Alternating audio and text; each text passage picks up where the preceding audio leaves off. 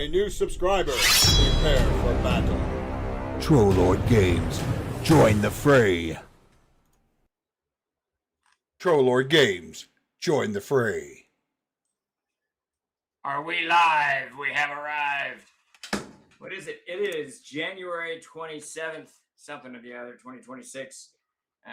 And this is Ask Me Anything. I'm Stephen Chenault, Trollord Games, CEO of Trollord Games, and we're here to talk about whatever is on y'all's mind. The game last night, crowdfunding campaigns, new releases, the Player's Handbook 11th Collector's Pack. You know, whatever's going on, whatever's rolling around in the wild yonder. I'm Steve, and Chuck is the voice behind the screens. He will be rambling about something, no doubt. So, Greetings. there he is. Yes. That's the shortest ramble you're ever going to get from Chuck Rumbo. But if anyone has any questions, throw them in the chat.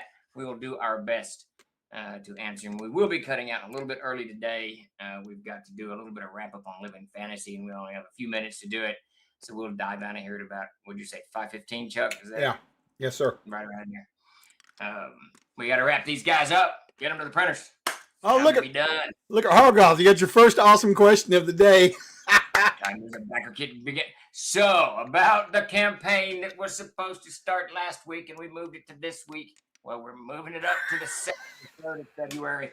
We got Blitzkrieg with snow all the way across from me to Chuck in Virginia. Chuck had no power today, No. so we couldn't go in and fix some stuff in the campaign. And on top of all that, Dakota was stuck in Colorado, couldn't get back. I think he got back late last night. So it's been enough chaos here that we bumped it another 6 days. Yeah. So it will be 10 o'clock in the morning on Tuesday, February 3rd. No more delays is when this begins. But we did launch the Collector's Pack, the Castles and Crusades Player's Handbook 11th Printing Collector's Pack is up and on the store. It comes with a coffee mug, and it's a not handmade, but pottery made here in I think in Minneapolis, Minnesota. It's got a canvas print of the cover, a mouse pad, some pencils, some stickers, some other stuff. I don't know. It's loaded. It's loaded with things. I'm going to drop a link in there so they can have a look at it. Yeah, I'm preparing for a job interview for a part-time second job tomorrow. What's the tricks to a good interview? Confidence, confidence, confidence. Always with me, just confidence. Know what you're talking about, man. That's what I would say. But, presentation and confidence. It's always that. Nobody wants to have to deal with someone who's indecisive and all that. It just makes things harder and harder. That's my interviewing advice. And I don't know when they ask those weird questions like, where do you see yourself in 20 years? Or what are your weaknesses? I never know how to answer that. Those are just weird questions. And I feel like they're psychological questions that are trying to trick you into some kind of behavioral response or something.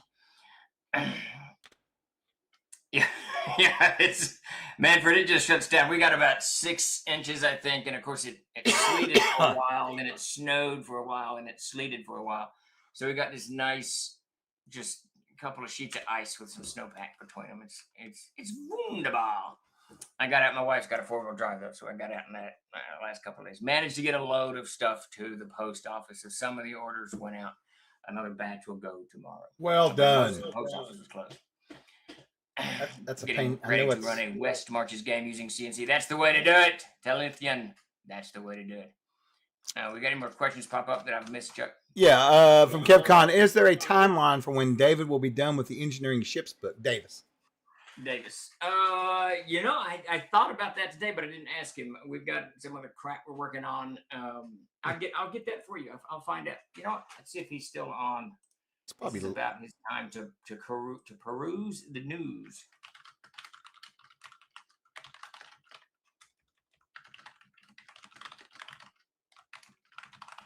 There, I have asked him. We'll see if he actually sees it. Like I said, about now, he's going to be checking out what's going on throughout the world, this beautiful, wonderful world of ours.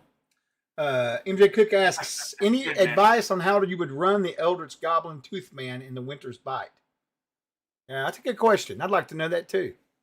That's a good question. So I'm going to have to refamiliarize myself with what was his thing now. This question popped up last week. He did. He's very interested in that. He is the. Let me see. Where did my adventures go? There they are. There they are. And there's Aihrde. No, I think that's just in regular adventures. So I believe he is the Tooth Fairy. Is that the villain there? Tooth Fairy, Tooth Man, Tooth Men. Yeah, Unless you're being he's funny. kinda, yeah, He's no fairy, bro. He's not a fairy. He's kind of based on a concept, right? I mean, because the children. Yeah, I meant to get into Discord and answer this question. I'm gonna have to re-dive into this adventure. It's been over a year since I've read it. I'm gonna have to re-dive into it and figure out what my thought process was. But I will put that on my list. I'd like to know because I run that adventure a lot too, and I'm always wondering how to play him. You know what I mean? I know it says in there, it talks a bit about what he's done and why, but still, it'd be nice to do a little more personality about him. You know? Yeah, let me get that onto Discord tomorrow. No later than tomorrow. I've added it to my list, so I will get onto Discord and answer that. I meant to do that last. Oh, that'd be great. Yeah. Clifford, thank you, sir. I will get a Dr. Pepper now. Freedom! Well, he hauled ass, Bifford. Did you see that? He just jumped up and took off. Yes. See, here's the thing. His wife can't say anything to him because it's part of his job. I mean, He's employed, you know. He's providing for the family, so, you know. We need a bell. That would be hilarious. Dr. Pepper bell. Dang. It's slowly coming back to me. It's snowing. It's winter. And there's villagers here.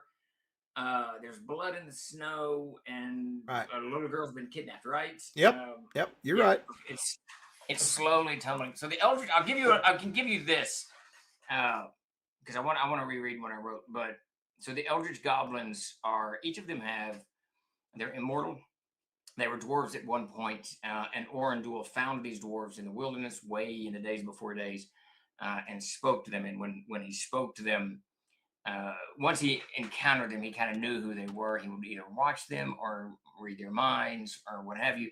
And then when he spoke to them, he played upon whatever strange little, hang up or whatever it is that these dwarves would have. And he would twist it and he would make it evil and make it worse than it ever was. And if it was bad, if it was something, say this goblin had a predilection towards murder, this dwarf had a predilection towards murder, then the Eldritch Goblin became something absolutely horrific in its execution. However, if it was just something like there's one I wrote, Meta, I think is her name. I can't remember her name, but her obsession with her dead husband's hat is how he twisted her. But she's not a particularly evil Eldritch Goblin. She's just twisted by Orndorff, so she's got the poison of evil in her. But she herself wasn't evil. So the Eldritch Goblins range in their, the veracity of their evil. And if I remember correctly, the Toothmen, Red Gums, that was his name, Red Gums? Red Gums, yeah. Well, that was the poem in the back of it. His name was something else. I think Red Gums he's evil. He's evil. Yeah, he's terrible. He goes around and pulls all those people's teeth out. Yeah, he's something wicked. So he was an evil dwarf when he was corrupted. But the Eldritch Goblins, I always loved playing them, just because they're immortal and they can die. But if you stab them to death, they just get back up later. I mean, they heal or whatever, however you want to play it out. Yeah. But they had some flaw that the characters have to figure out. And if they can figure out that flaw, that's how they kill. They were always. I probably ran about 5 of them. Blix taken right out of the movie Legends. That was one of them. I cannot remember the one that ended up. A new subscriber. Prepare for battle. Canthos or something was a huge part of the Big Getting back in that late 80s, early 90s. Then there was Agmar. Agmar was one of the Eldritch Goblins that was taken. I believe that name is taken from the Brian Froud books. Froud, is that right? And he traveled with Aristobulus and Dolgon from the world of Aihrde. Crazy stuff. Thank you, Agile Monk, for the subscriptions. Very much appreciated. Hey, what's up, John? How are you, buddy? Let's see. Okay. Question from Madford Monbeck. Will the throwback cover be available on the 11th printing? No. There's just going to be the one cover. We printed pretty deep. But what? On the inside is the tribute cover, correct? Did we? I don't think we did that. I thought I saw it in the PDF, but no, I think you're right. Let me open that PDF. Yeah, please. I don't want to have to worry about leaving my house. Okay. Yeah. So there's so much going on around here that I can't keep up. We've got too many books in the hopper. Yeah. Yes, it is before the table of contents. Yes. Yes. So we kept a copy of it in there. We just wanted to kind of move on so people will see. It was time. It was 3 printings of that cover, and it's a fantastic cover. It is. But I wanted something a little more dynamic, and the one we got on there now is crazy dynamic. Yeah. That's actually the stickers in the collector's pack are taken from the new cover. Right. Let's see. Next question is from Teluthian. When do you think Zagig will be complete and everything available to order as a bundle on the web store? March, April. I suspect by May. We want them to go to the printers by March, April, and then let me put it to June, because yearbook season slows everything down, and yearbook season is from early April through early June. So probably June we'll have all of that. The first 3 books. Now the second 2 books, those will go to crowdfunding on April 7th, and that one's locked in. We can't delay that one, so that one's definitely locked in. We did get the sketch for cover number 3. Chuck, I can send that to you if you want to drop it in the chat. So we have not put this out, but this is for the 3rd cover. Dungeons? I'm just slowly going insane. Where's Chuck? There's Chuck. Let's see here. That is for cover. We could put that up when we talk about it at the top of the hour, but hopefully by early June. When can we see the new companion books go on? So the Animal Companions is done. Actually, it'll be done in a little bit. I had one piece of art left. Peter told me it was in the Dropbox now, so I'll get that in today. So we should be able to get that out either tomorrow, or of course Chuck's got a dentist appointment. So in the next few days. Yes, Chuck. Yeah. Let's see. Hoyt Paris asks, is TLG bringing a booth to the Huntsville Comics and Pop Culture Expo in April? I do not believe we do. That's a Chuck question. Well, we're supposed to. Remember, they're going to put us in the big area with all the games, but we haven't really talked about it. That's part of my discussion with you guys. So. Yeah, Chuck's got a meeting scheduled with me and Dakota for early next week. Yeah. So we'll get the Huntsville stuff and whatever else, from Gary Con to Game Hall to all of these things. Yeah, we got to figure out what we're doing here. Let's see. Coop Waffles asks, let's see, couple of store changes if possible. See if there's a way to include showing if an account owns the PDF of an item viewed. I know we can't do it right now. I'm not sure if Monica can do that, but I know you can certainly go into your downloads and just look in there and just search for it. That's what I do. I've got a copy of everything. What is it? I'll just send it to Monica. What is it? Can we? So basically, a way in their account to show whether they own a PDF of an item viewed. Like when you look at an item, do I have the PDF of this? That kind of thing. I don't know.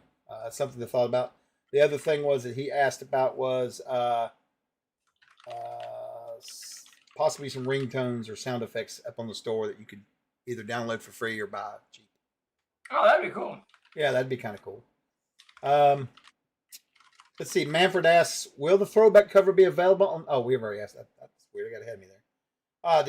Dialabio says, Richie picked up Harvesters, still reading through it. Any thought of somehow working those races into Aihrde? Oh, that'd be very interesting. I hadn't really thought about it. That would be kind of cool. I absolutely love Harvesters. It probably about once every 2 weeks it pops up around here that we talk about getting it back out. We just talked about it a second ago, didn't we? Yeah. It's absolutely funny. And who was it? Someone asked at the con if we had anyone. No, it was a con. It was here. They were running. Maybe it was a con. I don't know. It's Paige something about. Do you have a copy of Harvesters in the warehouse? I don't know who asked me that because they were running a game for some kids. Yeah. Huh, interesting. Okay, I have sent that to Monica.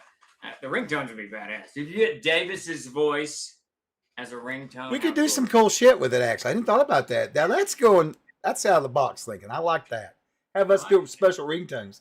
Have Grace like, have you got your coffee ready for the morning or something? Something, I don't know. it? You know what I You mean?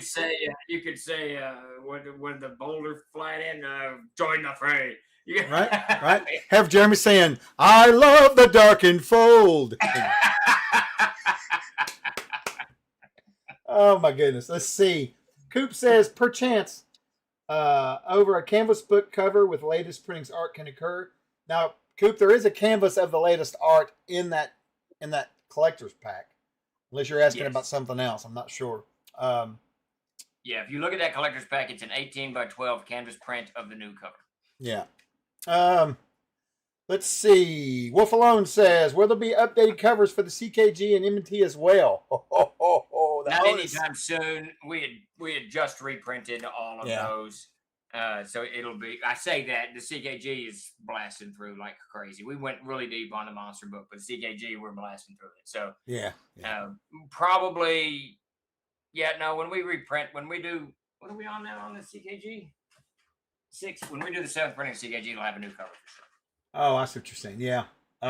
Just like the screens, we're deep on those, so we can't replace the art on those anytime soon. Yeah, we'll sell through them for a little bit. Yeah. Let's see. Question from KevCon. Chuck's Corthane Cleric had me wondering, over the years, what's the most common choice your players choose for their cleric's character's god over the years for you? Well, probably it's going to be the old gods, the August. A hawk just flew through that's cool. Probably the August. The August is really a bundle of gods, and in that it's going to be Amanut. I would say either it's Amanut or Durandal are the most popular gods. Really? Yeah, the goddess that I use the most is Tefnut. Oh yeah. And no one's gonna be surprised about this because she's the goddess of rivers. No, that makes complete sense. No one's gonna. In fact, that's a great trivia question. Yeah, there you go. But I will say it's a loaded question with who they worship most because I run so many damn games in the Darkened Fold, and Amanut is one of the major gods in the Darkened Fold. He almost de facto becomes, the standard deity for them to worship. But Durandal's really high up there. Well, it's just kind of like I find it interesting because a lot of times my guys play, they always want to do stuff against Unclar. Nobody talks about Orndil much anymore. Unclar's almost become, granted, he ruled the planet for a long time. I get it. But it's just interesting how they'll pick different. It's usually either Corthane. It's either Corthane, Unclar. It's interesting. They don't ever pick goodly gods. It's always these edgy guys, Right. And Corthane's probably the most edgy of them all. Because it's highly debatable whether he's good or evil. He's kind of an asshole. I did like Grace's response in the game last night. So for those of you who don't know, we run a Monday night game, and Chuck and Grace Davis and Jeremy are all in it. Game went really well last night, a lot of fun. But when I described the winter being rather harsh and overlong, and the old timers were talking about this is like the winter dark, the Unclar's return. I liked Grace's response. It's like, what? Yeah. Unclar could return? Yeah. Hey, man, lots of places don't even know he's left. That's true. You had the best response last night, though, Chuck, when I was describing the little demon creature cutting the dude's head off. Oh, God, it was awful. Yeah. When I can't think of it. There's some movie or book that clicked with that. I've seen this before where they've peeled back someone's face, but I can't remember. I don't remember what it was. I wish I could remember though. It was gross. Anyway, let's see. Yes, man. Okay, let's see. Question here. Let's see. Can I get? Oh, this is from Land Out of the Archmagi. Can I get the collector's pack without the PHP? When is the PDF update coming for the new printing? So the new printing is already it's already been printed. Honestly, it'll be here in the next week or two. They've already done plates, and I think the books themselves are actually printed. We're going to update anyone who ordered the 10th printing. They're just going to get this 11th printing PDF. We'll do that probably when Chuck's back from his various dental adventures. I'm going to the Tooth Man tomorrow. Woo woo! Yeah, he's going to go see Red Gums tomorrow. yeah, yeah, that's the truth. So once Chuck's back on deck, we'll get that, and we're going to upload it to your 10th printing, and you just go download it and it's yours. We're not going to charge for the 11th printing. The PHB there's really no substantial changes in it whatsoever. But I hate to see you spend extra, all of that stuff that's in that collector's pack. Now it's all discounted at the moment, but it'll be kind of scattered and sold later. So if you're just wanting the things piece, it'll be a little bit more expensive. Or we can swap a book out, Lando. We can try to do that. Dakota will kill me, and we'll probably end up sending you the wrong book, and we'll have to swap it back out. But we can do something. We can do something along those lines. All right, let me. I just got to reply to. How's it going, Alan? Let's see, Savage. Blast! I tell you what, man, don't ever become old. There you go. So Savage Splinter said. Savage Splinter said Nightbreed, and that's exactly the movie. I don't know if you ever saw it. Oh, you would love it, Steve. It's great. I haven't seen it. Oh my God, it's old. 80s. They go to this cemetery. It's this whole race of people that live underground and come out. Oh, it's great. You'd love it. And Nightbreed? Nightbreed. Yes, very good. Clive Barker. Excellent. I think we need to watch it again. That's so good. Hey, Jeff, how are you, buddy? Let's see. Question from Manfred. How many parties have you actually sacrificed to Definite, Steve, over the years? I would say no actual total parties have died, but drowning, characters that have drowned a lot. Is that a number? Is that a fair number? It's a lot. And Todd's got the worst. It's great. Of them all. And I've told the story a dozen times, but Todd's AD&D character back in the early 80s, mid 80s. He had a natural. He rolled it. I saw him. It was all above board, natural 1800 strength for his fighter. And the guy died. We were using some kind of hackneyed attribute check system that we had developed at the table. There was none in AD&D. And he rolled, you'd have to ask Todd. I guarantee you I'll remember. He rolled like a 2 and then a 1 and then a 2 and then a 3 and then a 2. And after like the 5th one, I was like, Todd, and he's like, I know. He was so upset. So interesting. Coop answered a few times now. I've got him figured out now. What he's asking is, what do you think about the idea of coming up with not necessarily a jacket, but some sort of either cheap plastic or canvas or even leather, something someone could buy to put over their books if they wanted to change the way the front of it looked? That's a very interesting. That would be cool. That would be wild. Like and you could just, and you could like pick we did as kids with paper bags. Yeah, kind of. Yeah. Like we did, but like they could pick their art. Oh, I want this cover to put on here. That's interesting. That's a jacket. Yeah, it's a jacket. Typically we call them dust jackets, but I think there's something different for that. Yeah, book covers. Yeah, let me do some more. That's a really cool idea because then you could take your player's handbook and put whatever cover you want. Yes. Yeah, that's a really wild idea. Yeah. I have a bunch of grocery bags. What's Savage? Oh God. A book. There you go. Yeah, that may be what it is. Let's see. But just think about it. That's an interesting idea, man. I won't lie. Look, my wife throws away all dust jackets immediately, no matter how good they are. Wow. Well, Steve's like, what? He better had a heart. I don't like to read a book with a dust jacket on it. I'll take the dust jacket off. Right. Put it on the shelf, but I do keep the dust jacket because they're very irritating. According to them, in the 70s, that's what they use. Willie Rhett likes the idea of it. I don't know. We could look into that and see. We'll just give everyone a paper bag. Anytime you order a product, you get a paper bag and some Scotch tape. Oh God. Monkey just asks, okay, I'm confused on how AC is determined. Can I get a quick clarification? And I think he asked last night during the game because I think Grace's AC was wrong on the display. I just took what she gave me. But run through it real quick just to make sure. So ACs, you start with the baseline 10 AC, and then you're going to add your armor, whatever that is. I think like a chainmail is +6. So that would give you 16 AC. Then you add your shield. That gives you all shields are +1. Now, shields get a little tricky, but so the shield is going to give you a +1. That would give you a 17 AC. Your helmet is completely separate. It doesn't count for your overall body armor class. So that whether you're wearing a helmet or not, it's not relevant unless your CK hits you in the head with something. So our chainmail shield wearing individual has a 17 armor class. Their dexterity bonus adds to that as well. So let's just say they have a +2 dexterity, so they'd have a 19 AC. Now the shields, a small shield. I'm going to mess this up a little bit. You have to look in the book, but a small shield gives you +1 against one opponent. A medium shield gives you a +1 against 2 opponents. So if you have a small shield and you're fighting 2 people individually, technically, and I will tell you now, I never do this.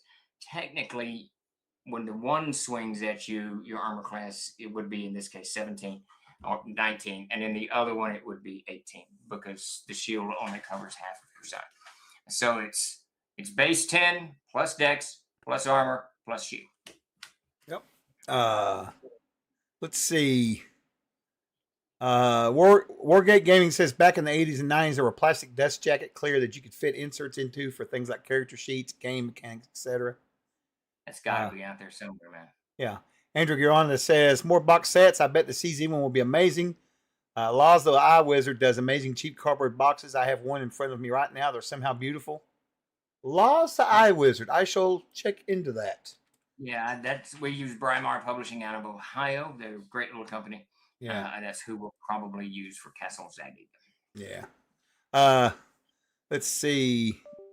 Yes, Scottish. And I think it's 2. Isn't it standard armor +2 or something? I can't remember. What's that for shields? For the helmet. A helmet. It's basically a +1 if it counts. But some of no, that's not right at all. No. Helmets replace the armor, so it's just like armor. Different type of helmets have different armor ACs. Okay, you literally switch out 10 plus your helmet, whatever that is. Okay. Yeah, you just lift the helmet up and replace that with the chainmail. So it's like you have a little miniature armor for your head. I will say this: if you play in my game, it's a good idea for your character to have a helmet. Oh yeah, always. If you don't have a helmet, my monsters will swing at your head. And if you're wearing a helmet along with your leather and you fall in the river, guess what? You still sink, which is great too. That's a handy little thing too. Got one of those Spartan things with a big iron at the top of it. Well, Manfred asked a great question, and I can almost answer it myself, but I'll let you answer it. You know better. But I don't think we have called shots. We do. -8. We do. Yes. -8. Yeah. So what I will do, I will swing at the head and give him like a -2 or a -4, some depending on whatever I'm doing. But yeah, basically at the end of the day, unless you're doing something like that, some kind of called shot system, whether it's official by the -8 or whatever, helmets are really just a role playing device to make your character look cool or whatnot. Yeah. It is rare that CKs just pick up and say that you got it. But I make characters. That's not true. Yeah. You do too? Yeah, okay. So maybe it's more prevalent than I thought. Well, I mean, my guys are always wanting to do called shots. So guess what? My monsters like to do called shots. I mean, it's fair about play, right? You know? Yeah. I don't know. Yeah. Yes, Crypt right. That's essentially it. What's that? What did he say? Crypt right said, so essentially helmets are just to keep monsters from aiming at your head. It's pretty true. Yeah. If they're wearing a helmet, I usually don't mess with them. I mean, what? No. But anyway. Let's see. For my upcoming adventure, what's your go-to monsters for use in the swamps? KevCon asks. So if it's a high level, I really like young green dragons. I really, really, really, really like young green dragons. Hags are really good in swamps. Hags are very, very cool in swamps. Probably is going to be the hag is my go-to. For low level, probably the alligator because it's defeatable and it's just and tough. I mean, an alligator can kill you in a heartbeat. But I really like. I don't know why I don't use dragons often, but the swamp and the green dragon for me just fit. They just fit beautiful. Manfred. Alligators, crocodiles. There's something. It's a wicked animal. And snakes. I mean, waterborne snakes, man, are awful. Yeah. I'm gonna drop a text in here for you to read. It's from Wiley. It's for you. To read out loud? Yeah, it's a question, but it's really long. I knew the chat had flown by, so I wanted you to see it instead of me trying to read it to you. Just right there. Did you put it? Second to the last chat at the bottom there. I don't know what you're looking at. Just look at the chat and go up above Manfred there. Oh, I see. If I wanted to create names for creatures, characters, places, etc., in Aihrde, what naming conventions would be useful? I was looking through Codex Germania and I recognized various German names throughout the Aihrde setting. Is there a formula or standard naming convention you used for Aihrde? In the beginning, it was Wiley. In the beginning, it was no, you're good. In the beginning, it was German. When I really started kind of putting this whole thing together, I was taking working on my PhD, and I was taking a readings for German comprehension class, and I was pretty apt at being able to read German. I could speak it okay. I'd been to Austria and studied in Austria for a couple of months. So German, there's a lot of, I sort of love that language, and there's a lot of Germanic everywhere. Later, I began to move away from that and to create my own language that's still a little bit rough. So what I have is there's a Dwarven English dictionary. It's 20-something pages long now. Yeah, that needs to be published. It's got all the dwarf words to English and the English words to dwarf. Not all, but and anytime I'm working on it, I go in and check what is the German or the Dwarven word for red? What is the Dwarven word for flight? And there isn't one, then I create a word. But German is still a heavy part of it. Magyar also plays into it. It's a very rough language, and I like to feed into the Vulgate. On the naming conventions, though, I've softened it in later years, from being too complicated. I really want the words to be very pronounceable as they are spelled, because as we all know, when we're reading fantasy, it's difficult to read words like they came from the city of Slitz-Slap-Flap-Pop, and you're trying to read this and you can't. So I've really tried to single in on making it a little bit more readable. So I'll have like the town's name is Oil Trough, and then I'll take Oil Trough, look in the Dwarven dictionary and kind of convert that over. But I really try to make it readable. My dream is to have him publish these dictionaries he has, because they're incredible. I think it'd be great. Yeah, the dictionary is interesting too, because Tim and I are working on this together when he's no longer with us, but we work on grammar rules for Dwarven too. So there's like 2 pages of just grammar. Really? That's cool. How to make a noun, a verb, a noun, or whatever. That's Tim. Whatever. But we had quite a bit of grammar rules built into it as well. All right. Let's real quick. I'm gonna move you over here, and we are going to take a few minutes to. I hope that helped, Wiley. Let's talk about updates real quick. And while we're doing that, I'm gonna throw up that picture you wanted me to throw up too.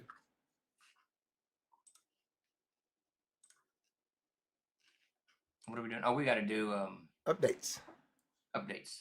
And so what do we got cooking? So we've got, it's top of the hour, so we're going to do some quick updates. It's really great progress, but not a lot has changed in that we're kind of still where we are.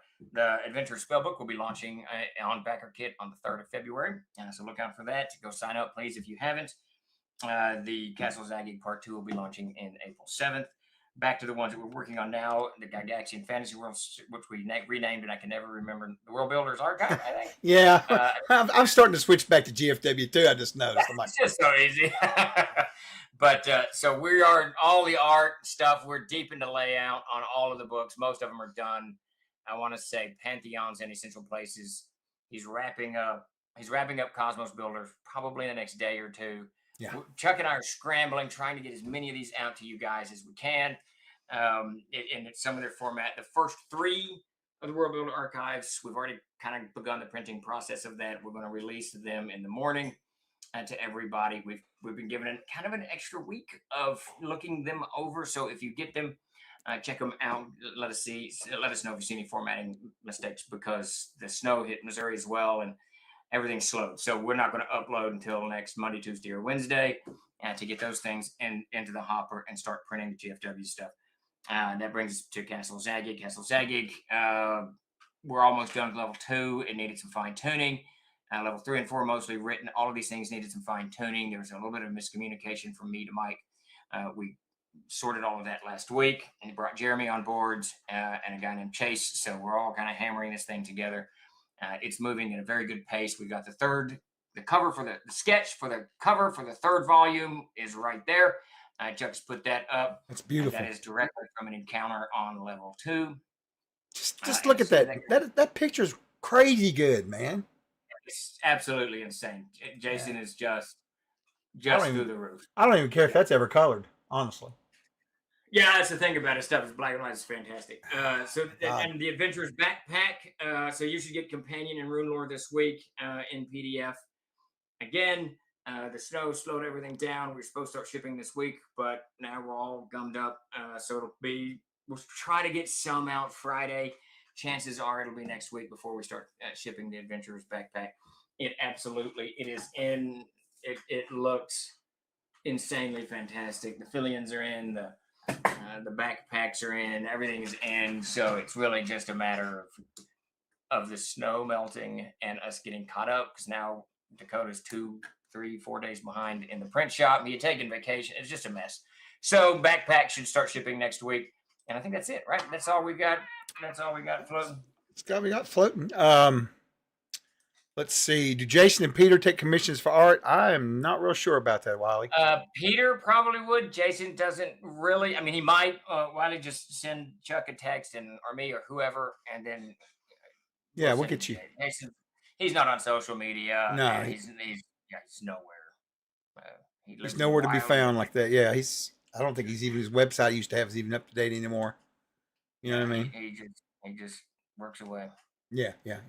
Let's see. All right, we've got about 5 minutes left. I'm going to whip us over to Aihrde part here because we didn't get one last weekend. Let's talk about the Feast of Death today. How about that? The Feast of Death. So that's actually one of my favorite. There's the Feast of Clowns too that I like. I think it's the Feast of Clowns, but the Feast of Death is a pivotal moment in the history of the world of Aihrde. Is probably the most singular pivotal moment. I should say, the beginning of the Feast of Death, because this is when Unklar is summoned to the world by Trigel the Mage, by Nulak. As soon as Nulak goes to his Tower of Ur and summons Unklar, he thinks he's got this creature from the deeps of the void that he can control. But the second Unklar steps through, Trigel knows he is complete. That's when he knew he had fucked up. He knew it. And the way that played out earlier, years, like a dozen years or so before, when Trigel first used the Paths of Umbra to cross into the void, and he found Unklar. Unklar hid himself. Trigel didn't know what it was. Trigel just thought it was some kind of demon. But the second he made connections with Unklar being one of the named Valor Kun, instantly knew everything that Nulak knew, or that Trigel knew. He knew it immediately. And then he bided his time. And because he couldn't cross into the world of Aihrde because of the judgment of Corthane, and Unklar still feared Corthane, because Corthane and Orandul and Mordias drove Unklar into the Undeeps long, long ago. But as soon as using the Paths of Umbra, which opens that gateway into the outer planes, into the void, Trigel summons Unklar. Unklar steps through. Trigel knew it instantly. He knew he had screwed up. He knew he had summoned some greater god, and teleports out of there. He teleports out hoping to befuddle Unklar. Doesn't work. Unklar knows everything that Trigel knows. And then he steps through one of the portals in this gigantic tower of portals that Trigel had built, steps into it and out and into the throne room of Aliosh, where the Emperor Sebastian and Neratite sat. It's not Neratite. What is her name? I've completely spaced on her name. She's like one of my favorite. Nectanebo. Yeah, not Neratite. Nectanebo, the priestess Nectanebo. So Unklar steps through. Oh, yeah, that's right. Yeah. He takes her out right away. Just about. Immediately. She realizes instantly everything's gone south. And so she tries to rope him in with something, and Sebastian pulls the sword Decipero, which has been bathed in the language of creation, confident that they can drive this greater demon out. But Nectanebo is slain out of hand instantaneously, and Sebastian is killed. The next melee round, he's cut down. And then Unklar sits him. He hasn't taken a form yet. He sits himself upon the throne of Aliosh, and Nulak, he's hidden himself at this point. But at this point is when the Feast of Death begins. The Feast of Death begins to kill everything that might in any way, shape, or form challenge or obstruct his reshaping of Aihrde. It was Unklar's belief that he was the favored child of the Allfather, and he is the only one who knew what the Allfather truly wanted to make out of Aihrde. So he is now in Aihrde. Now he can fix it. He can make it correct again. Of course, he's way off base. He's way off base. But he proceeds to kill anybody and everybody. And those creatures that join him, humans and whatever, some dwarves join him, whoever joins him, they become these loyal, whatever, servants of Unclar.